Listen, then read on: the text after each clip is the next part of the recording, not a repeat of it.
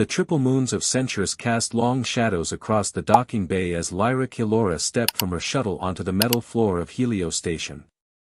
Her skin, a pale lavender that in its natural state shimmered with the faint glow of her lineage, was now muted by a molecular disguise. She looked no more remarkable than any other diplomat traveling through human-controlled space. Gone were the ornate sigils of royalty, the crown of luminescent markings that declared her birthright. Instead, she wore a simple diplomatic insignia and carried herself with practiced restraint. Her true form towered at 12 feet, regal and daunting, but the disguise compressed her height to a modest 7. Her long head tendrils, usually styled in flowing ceremonial patterns, were now bound in a utilitarian knot. For the first time in decades, she walked without the entourage of guards, advisors, and sycophants who shadowed her every step. None here suspected that she was the sovereign of the Auravian dominion. To them, she was just Lyra Vey, a middle-tier diplomatic attaché sent to observe trade agreements. The station's customs AI chirped in mechanical monotone, welcoming her to Helio Station. Credentials accepted, Attaché Vey. Local time, 2,300 hours Earth Standard. Lyra nodded curtly. Even the small gesture felt foreign on her thin, disguised frame. She had studied human mannerisms for weeks during her voyage from Auravian Prime, memorizing their posture, their tone, their way of laughing when uncertain. If she was to blend in, she needed to be flawless. Humans and Auravians had maintained an uneasy truce for 30 years after the infamous Proxima Rift conflict, but suspicion still lingered like static in the air. To most humans, an Auravian, even a minor one, was something to fear, mistrust, or at best, tolerate. That was precisely why she had come. Her dynasty had ruled the Dominion for 9 generations. Trade, colonization, terraforming, her family's hand was in every system from Vega to Proxima. And yet, from her crystalline throne, the reports reaching her had grown troubling. Corruption. Exploitation. Non-Auravians being treated as second-class citizens under her officials. The throne sees only what courtiers wish to show it, her mentor had warned long ago. If you want the truth, you must seek it without your crown. Tonight, she heeded that counsel. Helio Station was the perfect vantage point. It was the first great experiment in cooperation between humans and Auravians, a massive orbital wheel turning steadily between Earth and its moon. Its wide corridors were designed to accommodate multiple species and atmospheric requirements, its architecture a mixture of human steel practicality and Auravian curvature aesthetics. In theory, it was a model of shared prosperity. In practice, that was what she intended to discover. Lyra left the polished diplomatic sector behind, walking deliberately into the layers of the station where appearances dropped away. She passed the bustling commercial hub, crowded with merchants from half a dozen worlds hawking curiosities. She descended further, into the maintenance decks where the tang of lubricants hung thick in the air and exposed conduits lined the ceiling like veins. Here, there were no polished metals or ceremonial fabrics, only the grit and hum of survival. She had arranged modest quarters in the diplomatic wing, though she rarely returned there. Her aide filled her official schedule, attending tedious policy meetings in her name. Lyra preferred to wander, watching and listening in the neglected parts of the station. Truth, she had decided, dwelled in shadows, not in meeting halls. It was on the 3rd night of her exploration that she noticed the light. A faint, flickering glow that cut through the half-darkness of a maintenance corridor near the atmospheric processors. Intrigued, she slipped closer, silent in her borrowed boots. The light came from a narrow alcove half-hidden behind stacked replacement filters. Inside, she found an improvised workstation, an old crate serving as a desk, a chair patched with tape, and a human bent over a thick manual illuminated by a failing flashlight. The man wore grease-smudged coveralls, his hair unkempt from long shifts. He hadn't noticed her yet, so absorbed was he in the book before him. She leaned against the wall, watching the flickering beam stutter in and out. Then, in her softened voice, she said, "That light seems inadequate for studying." The human startled, nearly toppling his chair as he leapt to his feet. The manual slammed shut, and the flashlight clattered across the crate.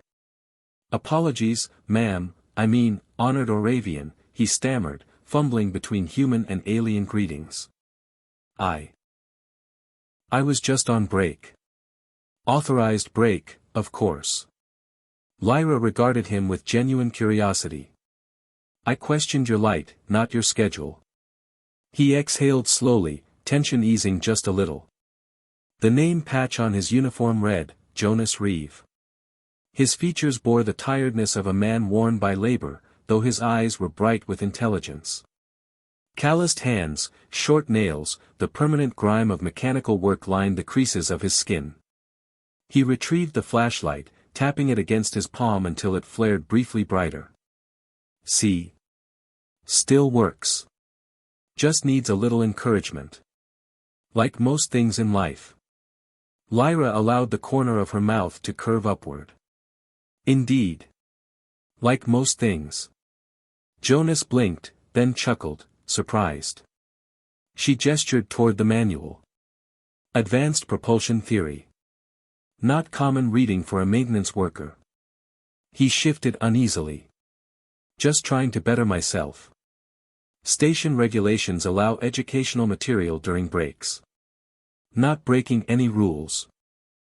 "I am not enforcement," Lyra reassured. "I only find it unexpected." Jonas squared his shoulders as if deciding something. "Name's Jonas Reeve. I maintain the atmospheric systems on decks 12 through 16. But I'm studying for engineering certification. Propulsion theory's just supplementary reading." Lyra tilted her head. She knew the manual well, it was graduate-level material from the Oravian Academy. Supplementary, indeed. "You aim high," she observed. Jonas gave a small, self-deprecating shrug. "Someone's gotta. I was enrolled once, Earth Engineering Corps, but my father got sick, radiation from the asteroid mines. Had to drop out, pay for treatment.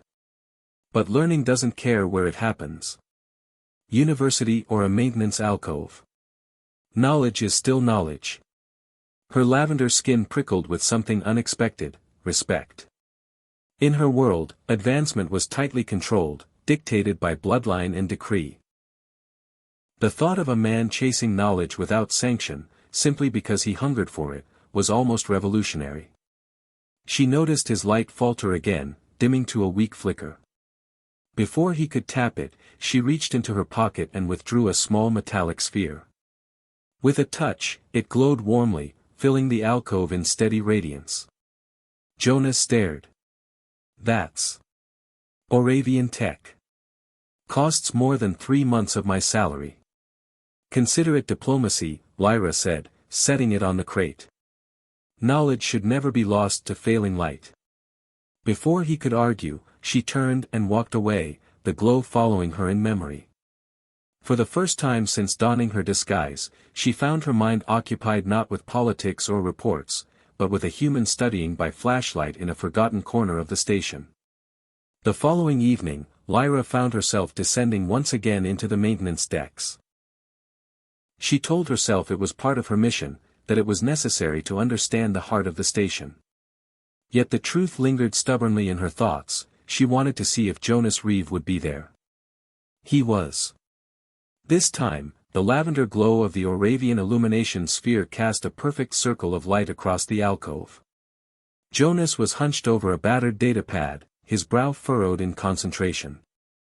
The heavy manual lay open beside him, though now it seemed only a reference to the equations he was scribbling. "I see the light serves you well," Lyra said softly. Jonas looked up, less startled than the night before. A faint smile touched his lips. "It's remarkable. The battery in my flashlight would have cost me 3 weeks' wages to replace if it had finally given out. This thing? Still going strong. It will continue for 50 Earth years," she replied. "It converts thermal energy from the environment into usable light." 50 years? He shook his head in disbelief.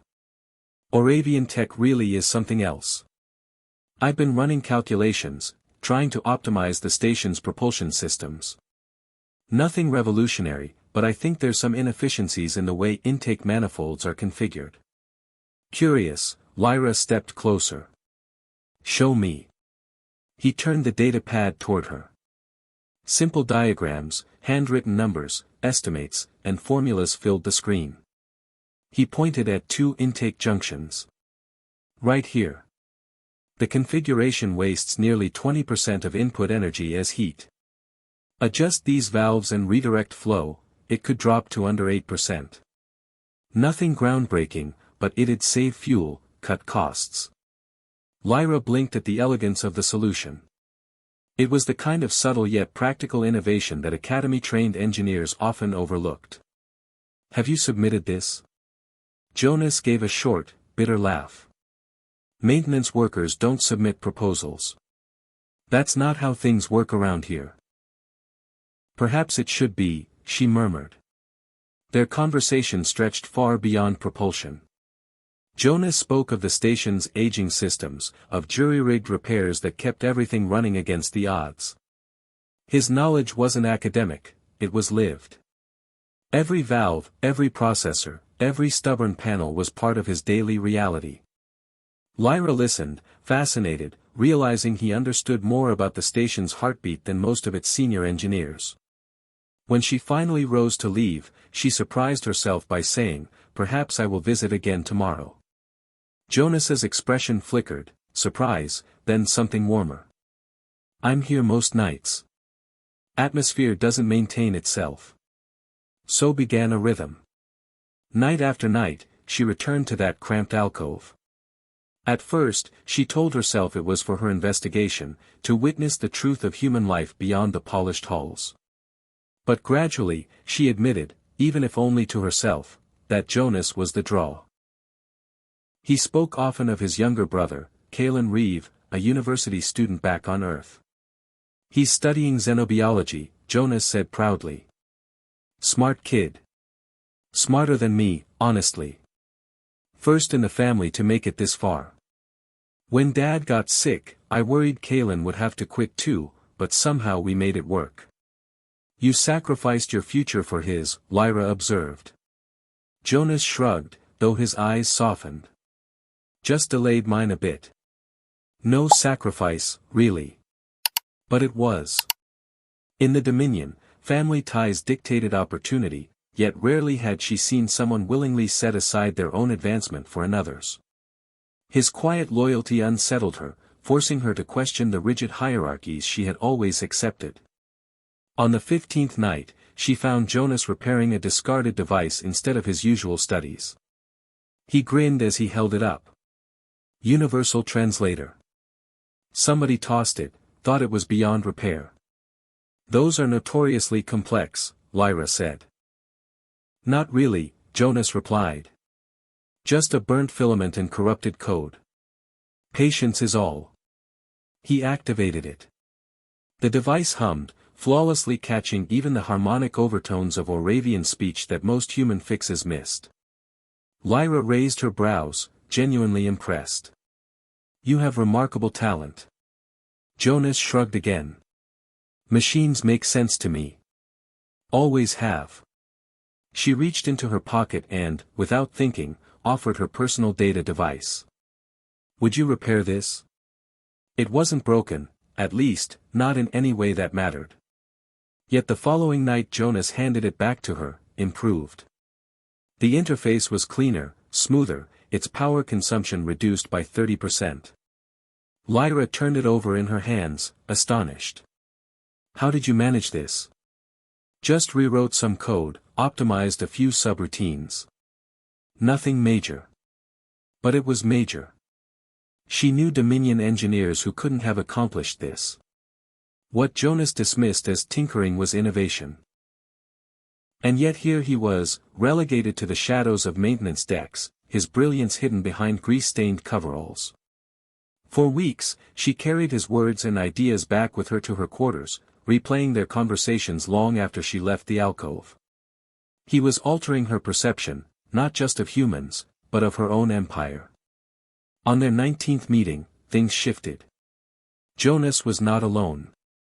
A second worker lingered nearby, a wiry man with a sharp face, Rin Weber.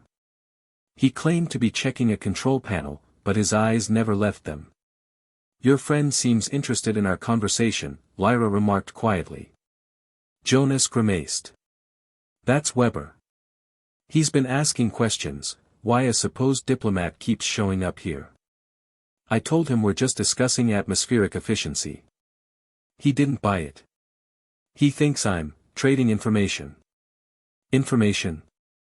Access codes. Security details. Anything a maintenance worker might know that would interest outsiders." The implication was clear: espionage. Jonas's very livelihood was being questioned. "These accusations are baseless," Lyra said sharply. "Of course they are," Jonas replied grimly. "But baseless doesn't stop people from believing. Humans and Noravians, we've got history, and it isn't all good." The following night, when she went to their alcove, Jonas wasn't there. Alarm prickled through her. Inquiries led her to the outer hull maintenance team roster. Jonas had been reassigned, punishment duty, the kind of dangerous work given either to rookies or those the station no longer trusted. When she finally saw him 3 days later, his face was gaunt from exhaustion. "They're watching me," he muttered. "Searched my quarters yesterday. Looking for contraband tech." "This is outrageous," Lyra began, but Jonas cut her off. "It's just how things are here. A human getting too close to an Oravian. People notice. They don't like it." He looked at her with tired resignation. "I think we should stop meeting, for both our sakes." Before she could reply, he pressed the illumination sphere into her palm. "Thanks for this. But I won't be needing it anymore." He turned away, shoulders rigid, leaving her frozen in place, the glow of the sphere cold against her lavender skin. For the first time, she felt the pull of her true identity, the urge to reveal her authority and bend the station to her will. Yet she held back. She had come to learn the truth of her empire, and now she was living it firsthand. Lyra spent the next day restless, her mind turning over the same thought again and again: she had caused this. Her curiosity, her repeated visits, her decision to step out of her royal shadow and walk among the common corridors of Helio Station had brought suspicion down on Jonas Reeve. If she had left him alone, he would still be hidden but safe. Now, his career, his safety, perhaps even his life, were in jeopardy. On the third morning after his reassignment, an encrypted transmission reached her private channel. The Council of the Dominion demanded her immediate return. The centennial alignment ceremonies were approaching, and the sovereign's presence was required. She had only 3 days left before duty called her back to Oravian Prime. But she could not leave Jonas like this. That night, she bypassed her aide and slipped into the restricted personnel database, using override codes meant only for the highest diplomats. Jonas's file was stark: excellent performance reviews, commendations for creative repairs, and a half-completed application for the Dominion's engineering exchange program 7 years ago, abandoned midway. Then, 3 days ago, a red flag appeared in his record: suspicious interactions with foreign diplomatic personnel.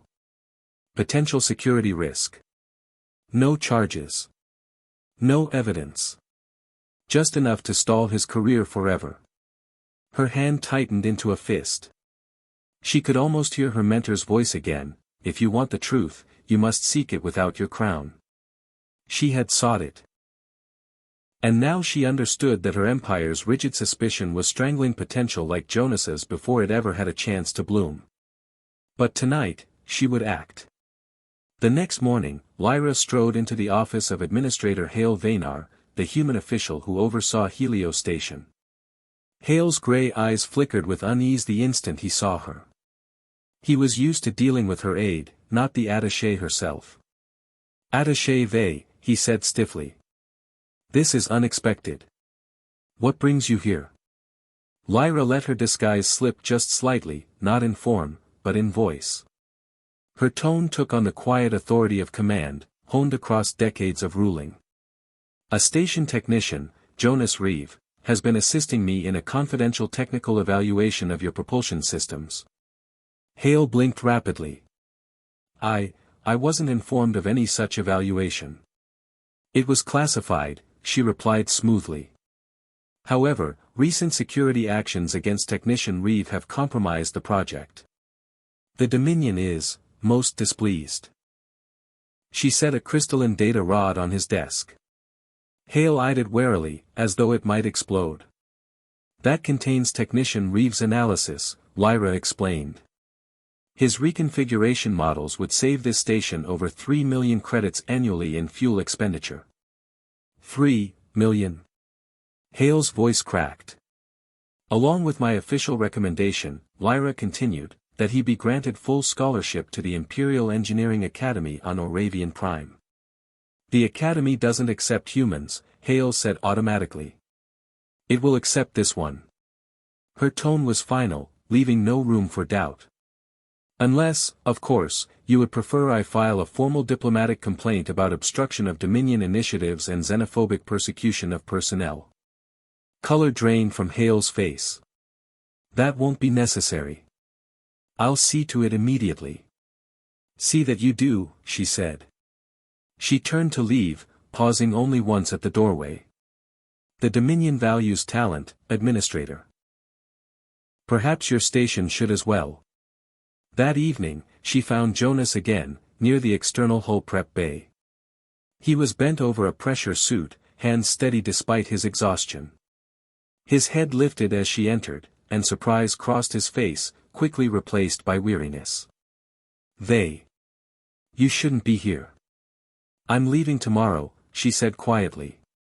But before I go, there are matters to discuss. There's nothing to discuss, Jonas replied flatly. I've been warned.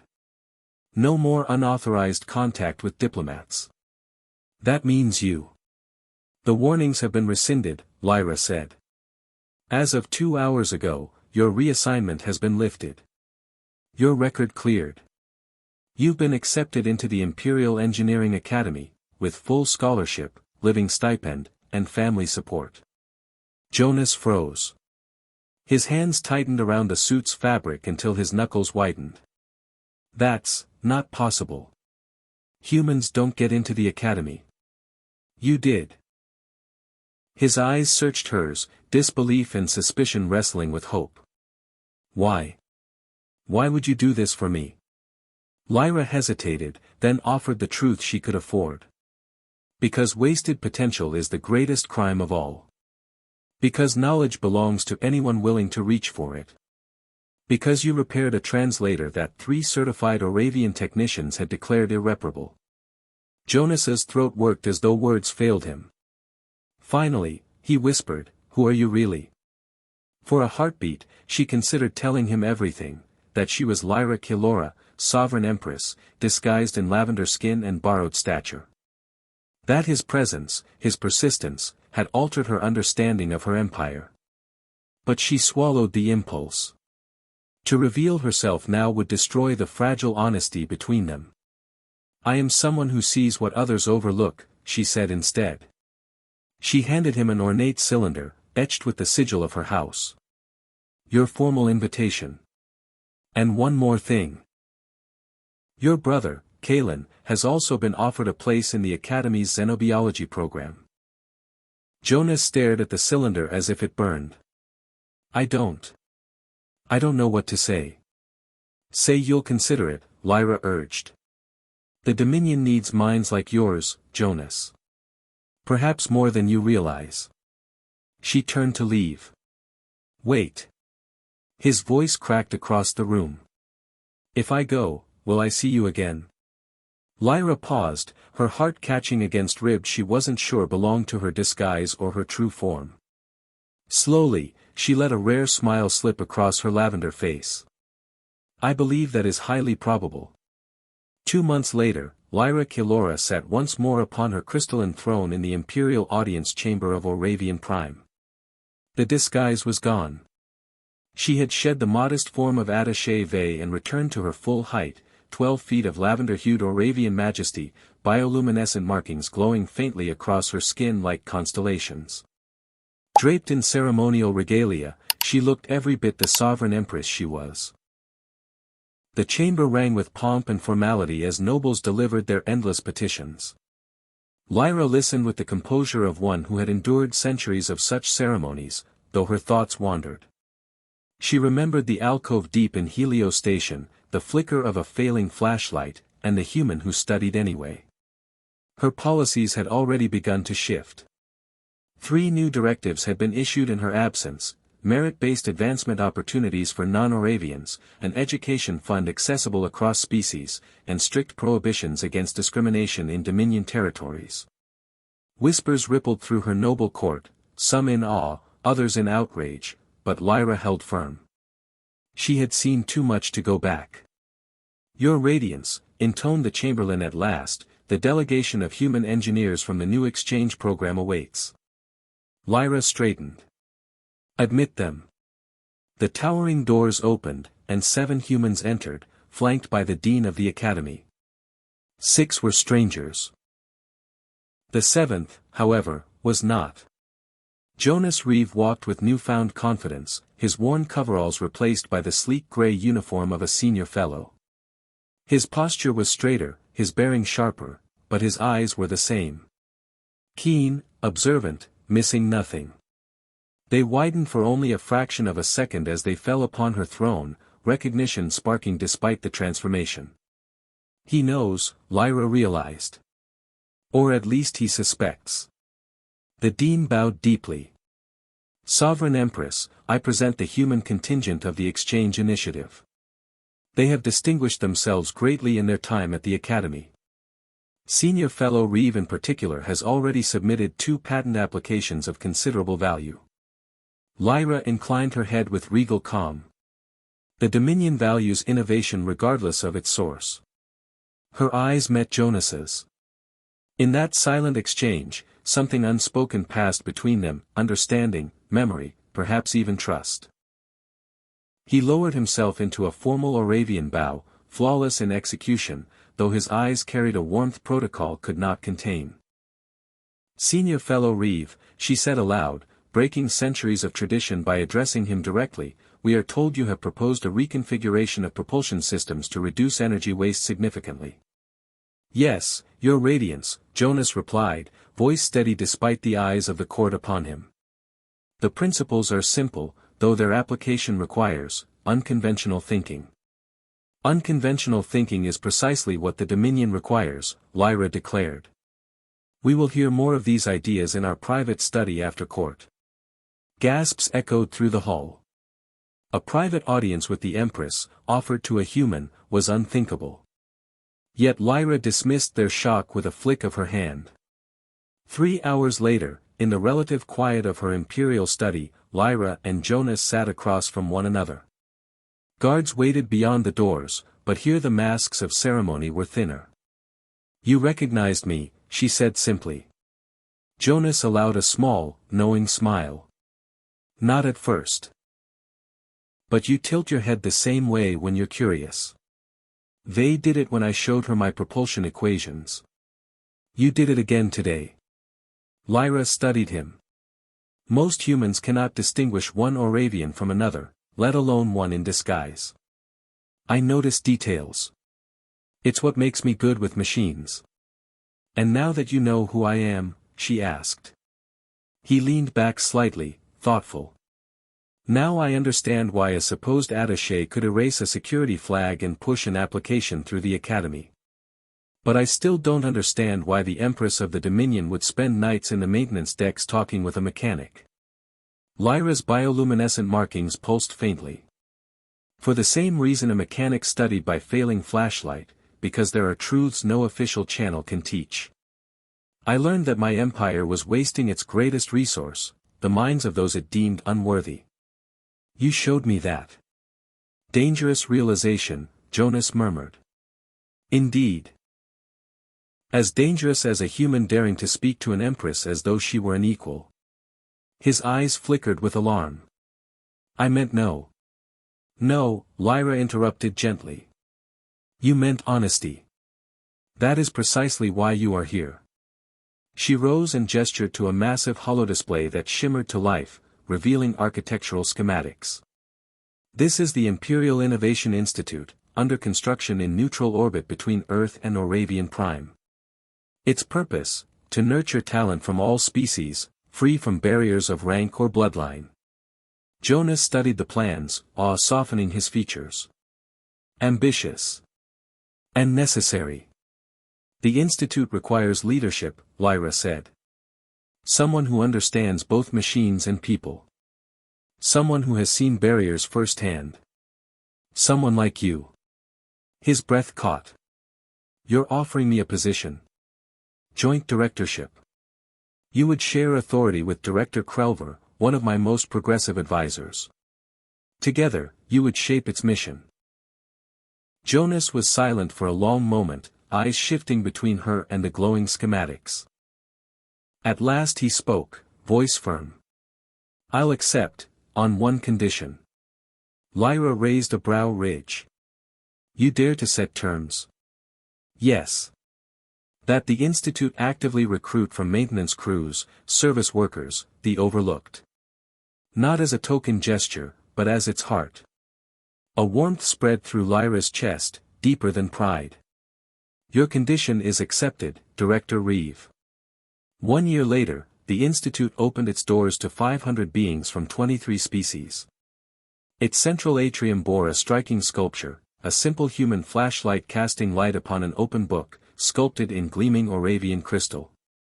Few knew its meaning, but whenever Lyra visited, her eyes lingered on it with quiet reverence. Director Jonas Reeve proved formidable. Under his guidance, the Institute produced advancements that rippled across the Dominion. More importantly, it changed perceptions. Humans and other species saw new paths open, while Oravians learned to acknowledge innovation beyond their own. On the first anniversary, Lyra stood beside Jonas on an observation deck, Earth turning slowly below. The ceremonies had ended, leaving them alone. Your brother Kalen's work is remarkable, Lyra said. The Science Academy is eager to fund his xenobiology research. Jonas's eyes shone with pride. He just needed a chance. As did you, she murmured. He turned to her, expression solemn. There's something I've wanted to say since I realized who you were. Thank you. Not for the academy, or this position, but for seeing me, when I was just a mechanic with a dying flashlight. Lyra's patterns glowed softly, betraying emotion no human could read fully. Perhaps it is I who should thank you. For showing me what my empire could become. They stood in silence, the galaxy sprawling before them. The weight of tradition, the risk of scandal, the divide of species, all hovered like ghosts at the edge of their moment. Yet between them was something stronger, possibility. What happens next? Jonas asked quietly. Lyra turned, meeting his gaze. That, Director Reeve, is what we will decide together. Outside the viewport, Earth rotated serenely.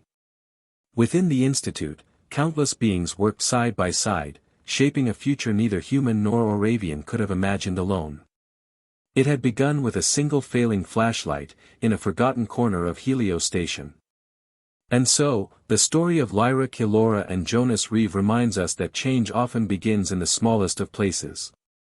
A dim alcove. A flickering light. A human who refused to stop learning, and an empress willing to step beyond her throne. Together, they altered the destiny of two civilizations. The lesson here is universal: brilliance is not bound by bloodlines, species, or status. Talent does not bloom only in palaces or academies.